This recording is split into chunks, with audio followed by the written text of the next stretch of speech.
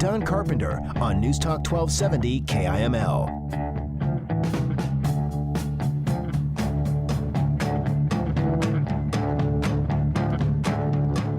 News Talk 1270 KIML.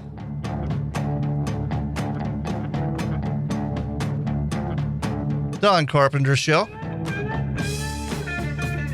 And welcome back to the program. It's 7:37, and I'm pleased to be joined in studio by Mike Ceballos. And I was butchering your name before we had a little chance to visit before you came in, and I apologize for that, but welcome to the show, and thanks for joining us this morning. That's great, and I'm glad that you've been saying my name a lot, so even however it's been coming out. Well, and of course, if anybody's interested in kind of keeping score while we're talking, Mike for Education is the website, and you're running for Superintendent of Public Instruction. Now, you're the are you the sole Democratic candidate running? At least, well, I guess everybody is filed. So, are you the sole Democratic candidate running for the office? I am. Okay, so I guess you're probably not sweating out the primaries too much. But why don't we talk about your history first? What's your background, and how have you gotten involved in education? Sure. I have worked for a major telephone company, communications company, actually. Quest Communications is where I've been, and I went there for 30 years. A lot of folks from the early years knew it as Mountain Bell. But I had a great opportunity through that experience, and 15 years ago I was named state president for Quest in Wyoming. And so really that's where for me, this adventure started. And it was because we had a contract that was let for the entire state to bring broadband into the classrooms. And we won that contract. And during that time, then Governor Geringer said, Mike, the real problem is we need to get business more engaged in education. They're just not doing enough. And he took me to a national conference with him. And from there, that curiosity really developed into a passion. And that's the genesis. So your background is in the private sector, and you're not a teacher by trade then? No. What we've done is certainly within my business, there's been lots of roles that I played, and two of them were instructional roles within the corporation. But in terms of the classroom, no. Okay. So, and as of course, I mean, you've worked with the education system here in Wyoming. I've kind of looked at some stuff on your website. It appears, and you can correct me if I'm wrong, but it appears that your main focus and the focus of your campaign is to prepare students for life after school. Yeah, that's right.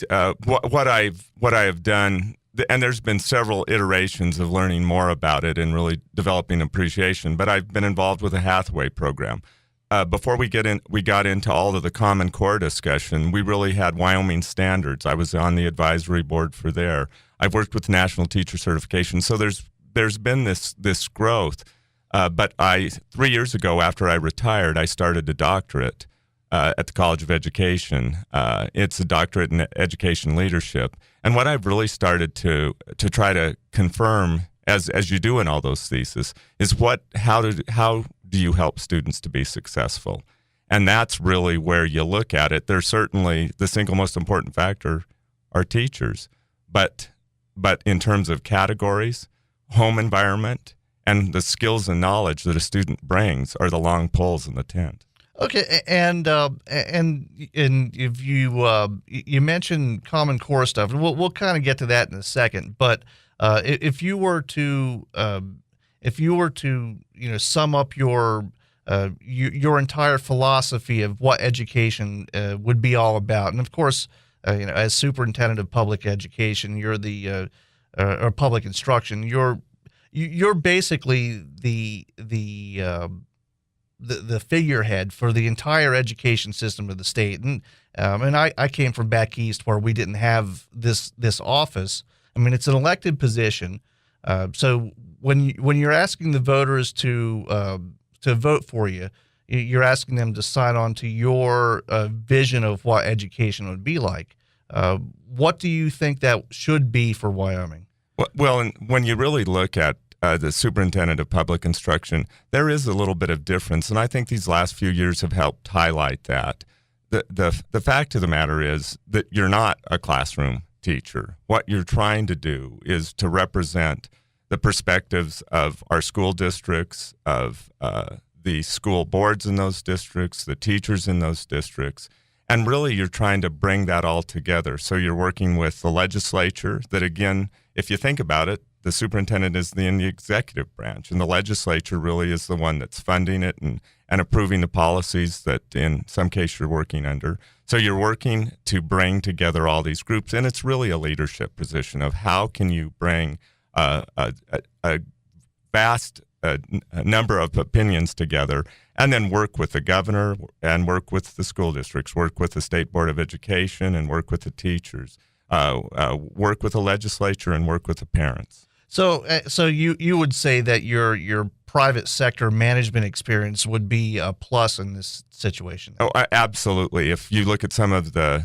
challenges they've had, all of those same types of things is what I've done for the last 15 years in Wyoming, and on a number of equally sometimes contentious issues, certainly complex organizational variation that you have to work through. Now, and your time with Quest, I imagine you probably also worked with the legislature and have some experience with that then as well, right? Sure. Again, the broadband has been and still is, if you listen to the legislature talk about it, how do you get broadband throughout the state? And there's lots of opinions on that. There's lots of discussions, and it's very similar into the complexity that you look at when you're also talking about education. Okay, and I know that's one of the now the broadband thing. That's definitely something that I've always had an interest in, because I wanted to live a little bit out of town when I moved here, but then I realized it's pretty tough to get actual high-speed internet, so I moved a little bit closer. But that's neither here nor there. So, I'm sure you probably get asked this all the time. I mean, the hot issue with education right now is Common Core, right? And a lot of people they know a little bit about it, they know a lot about it, and where do you stand on it? And maybe you could give us a little bit of an explanation on what you think it's all about. Sure.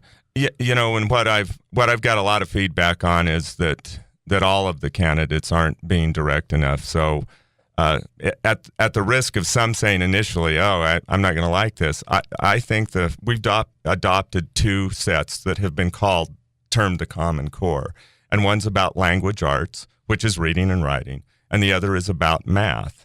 And there's some questions about the how they got here. Are they federally driven? But I'd say it's great. We need those standards. I'm glad they're here. And even the folks that have been opposed to them have used a national rating service. And so I went and looked at it.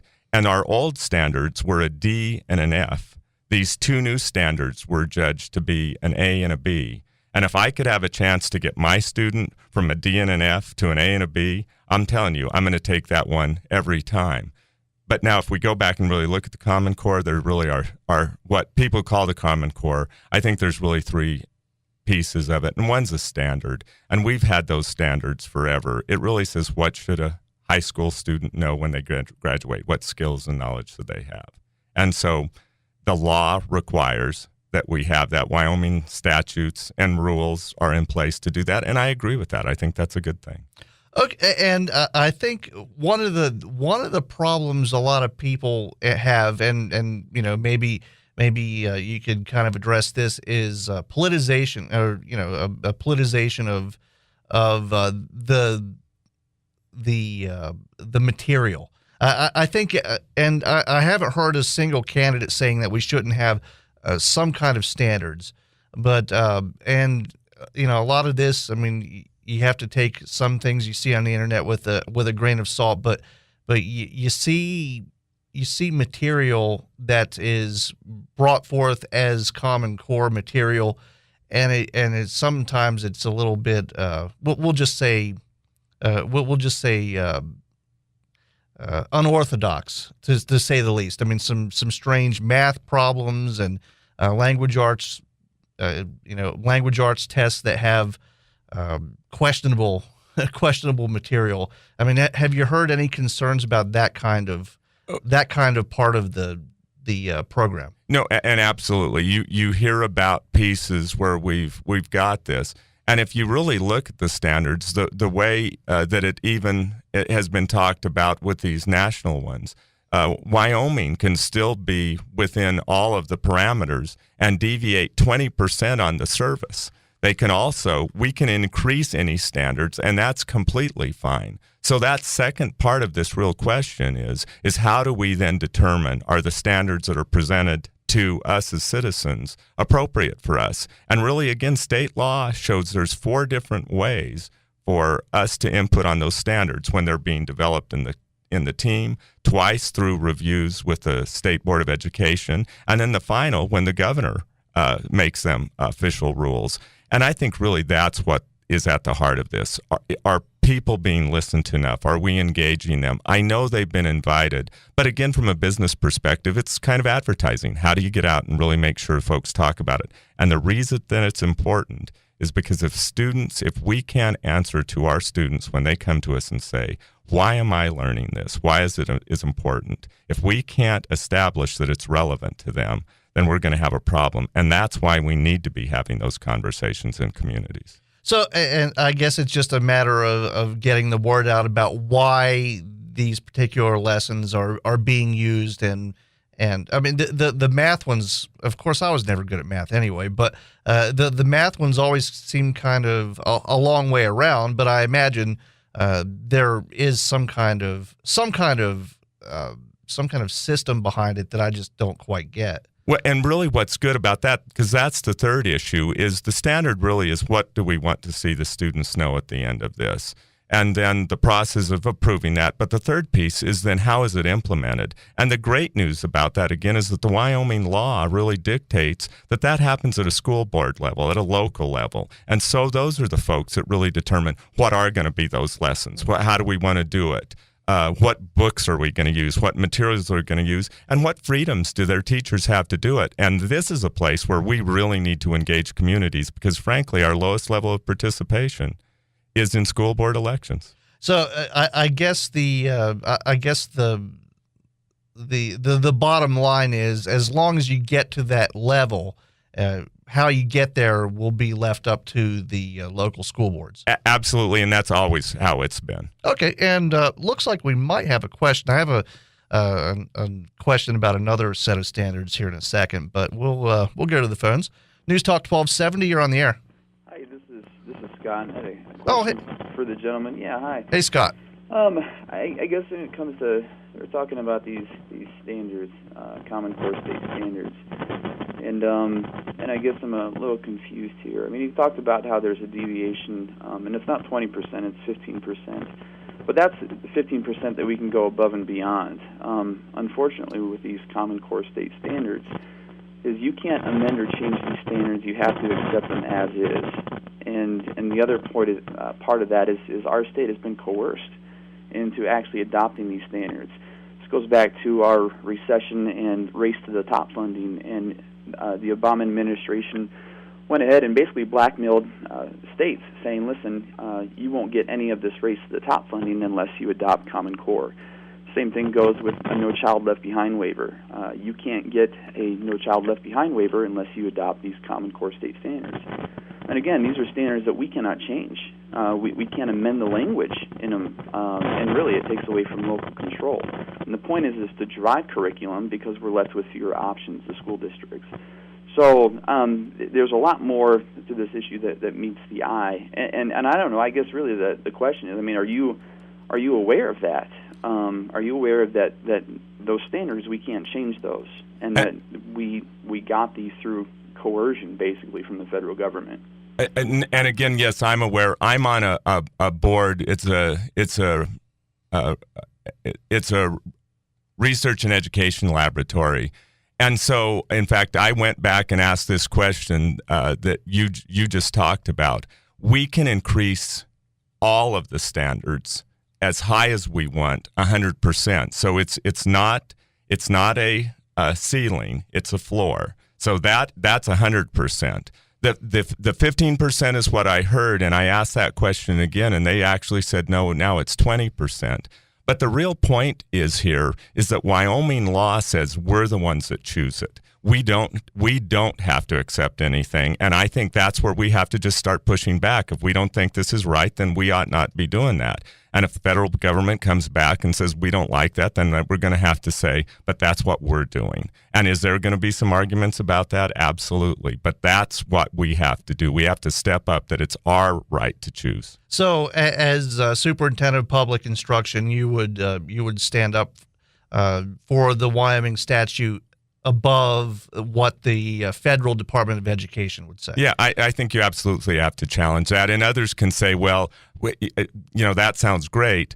But again, go back to my telephone company days. When I was there, 8 times we went against government overreach at the state level, and we won 7 out of those 8 cases at the Supreme Courts. Twice I went to a federal court over overreach, and we won both of those. So I'm not concerned, but what I'd also say is we can't let this paralyze us. These are good increases. We need to move forward, and then not be afraid that if we disagree, then we're going to push back. Okay, well, and the other set of standards that I wanted to ask about were the next generation science standards. And of course, I'm sure you've heard all of the arguments for and against these. The main concern that a lot of people in Wyoming have is that the accepted curriculum for this isn't so kind to fossil fuels and fossil fuel industries, particularly coal. Of course, that's a huge concern around here. What do you have to say about those standards? Again, I think the science standards we need to move forward with. The standards that we have today are 10 years old. And when we're really looking, even at the legislature, we've just funded $250 million for the university for a new basically science program. We've funded $150 million for STEM, for that science, technology, engineering, and math. So we all know science is important, and working with this industry, that, as I did through the Business Alliance, we know how important science is to the industry. What I think is we've got a couple of issues that I've heard of that really are saying, but I'm not sure that I like that. But I just don't think we can afford to have a 10-year-old standard. I mean, how old is your cell phone? How old's your computer? I would argue it's not 10 years old. I would argue it's probably not 5 years old. This is a place we need to move forward with. And again, I think it's, today we have these little cell phones that are connected to the internet. There's lots of discussion about climate change in that. And what we're really trying to teach our students is to be critical thinkers. How do they develop their own beliefs and ideas? And I think that's what the science standard really helps us to do. Okay, so now, I mean, how would you alleviate the concerns of someone who says that, look, I mean, I don't want to send my kids to a school that's teaching them that my job is destroying the earth? I mean, how would you alleviate the concerns of somebody saying that? And first of all, in most schools, they have an opportunity, if they really think something is not right and they don't want their students to do that they can opt out. But I really think what the discussion needs to be, and it's the discussion we're having in our communities, is let our students sit down and look at the data. Let them talk about what sources they think are reasonable sources and why they believe what they do. And to me, that's what I want to do. It's really not to push points, because we're going to have arguments about standards. This won't be the last one. But if every time we have an argument, we stop moving forward, then who's not being benefited is our students. Okay, that sounds good. Well, we'll try one more call. News Talk 1270, you're on the air. Good morning. Hey, how are you doing? Not too bad. I think adopting something just for the sake of adopting it is the wrong idea. If we need to improve our standards, we need to improve them here in Wyoming. We don't need to adopt the federal Common Core standards or the next generation standards. We could set our own standards if we need to and raise them up as high as we want or whatever. But to adopt something just for the sake of adopting it because these are old, that doesn't make any sense to me. Why would you adopt something that ain't no good? just for the sake of adopting. Sure. And I agree, to change simply for change's sake is not something that you should do. Even, again, the folks that I've heard that are opposed to the next generation science standard, again, the rating agencies that they're using are saying our standard today is at an F level. And they're saying these new standards are at a C level. And what I tell you, the reason it's not just change for change's sake is when you're looking at science and how important it is to the industries in Campbell County, we need our students to be as well equipped as we could. And again, if my student was at an F and I could get them to a C, I would take that every time. So I guess the answer then to somebody that would be concerned with the fossil fuel and climate change stuff is you would promote an open dialogue of it. Right. And again, the reason I would do that is because there's so much of it that is better. And we do have issues, and I don't want to minimize it. And parents are saying, but shouldn't my view be heard? But what do you do then when you have parents with opposite views? You've got to figure out, how do we move forward? Because if we have opposite views and we can't work it and we keep the standard, that's why you end up with a 10-year-old standard. And again, I would just argue that in science, and as much as we've seen with technology, things are moving too fast, and we will be better off. And the other thing is we can keep making changes. So if there's something in there that we don't like, then we keep moving forward with it. And we probably, I can run a little bit over the top of the hour, but we probably only have about 5 minutes left. I wanted to ask you about the actual Office of Superintendent of Public Instruction itself. If you were if you were elected, I mean, how would you do things differently than? Of course, you're the only Democratic candidate running, and there are, I think, 3 or 4 running on the Republican side. How would you differentiate yourself from the other candidates or whoever your Republican opponent will be in the general election? As you look at this office, it really is one that we've got to reach back and say, for our education system to work, we have to be connected to our communities. But the office itself, what it does is it manages a group of experts. And my doctorate program has really taught me this is a profession, and it has as many specialties as you do in medicine and other things. So I think the first thing you have to do is the department's had a real turnover, and there's a lot of just angst there, and we're not producing the product. So you'd have to start and go back and work through those groups to understand their expertise, really make them understand that they're in charge of helping us move policy forwards, and that at some point in time we have legislative mandates to go out and make sure that schools are doing what they have rules to do. But the bigger challenge is, how do we then go to those same schools and say, what help do you need? How do we go to teachers and talk to them? How do we talk to our parents and say, what are your aspirations, and how do we work closer with you? Because there's not going to be any system that can do it all. But when you realize not all education happens in the classroom, the stuff that I'm looking at would again say the biggest amount of influence on student success comes from home and the students themselves. And we have to really help our parents understand how important they are, and the communities and our employers about how important they are. Okay, and we're almost about ready to wrap things up here. Do you have any upcoming events that you want to plug, or? You came all the way up here from Cheyenne. Hopefully, you have some things going on up here in Gillette. Yeah, we are, and we're gonna be back a lot. This is a place that, again, through the Business Alliance, we've supported so much of Campbell County and the industry here. So I'm gonna be here a lot. Today we're meeting at 4:00, and it's an ice cream social, and I would I'm trying to figure out where the ice cream social is at, but we're going to be out there. Let me see if I can. Let's see. I actually have your website up here. Ice cream social hosted by the Campbell County Chamber of Commerce, as well as Buffalo Berry Frozen Yogurt and Cherry Berry. Let's see. Does it say if it's Buffalo Berry or Cherry Berry? Oh, let's see. It's at Gillette Avenue between 1st and 2nd Street. So I think. Oh, okay. that's, You're going to be out. Okay, you're going to be set up outside. It looks like. Right. Okay, so you're going to be on Gillette Avenue between 1st and 2nd, right there downtown.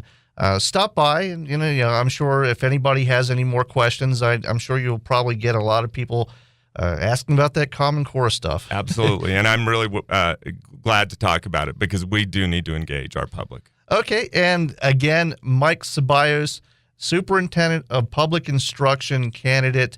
The website again, mikeforeducation.com. Thanks for stopping by. Hopefully we'll get a chance to talk to you again next time you're up here. That would be great. Okay, and with that, we're going to take our top of the hour break. We'll be right back. News Talk 1270 KIML. The #1 talk show in Northeast Wyoming. Don Carpenter on News Talk 1270 KIML.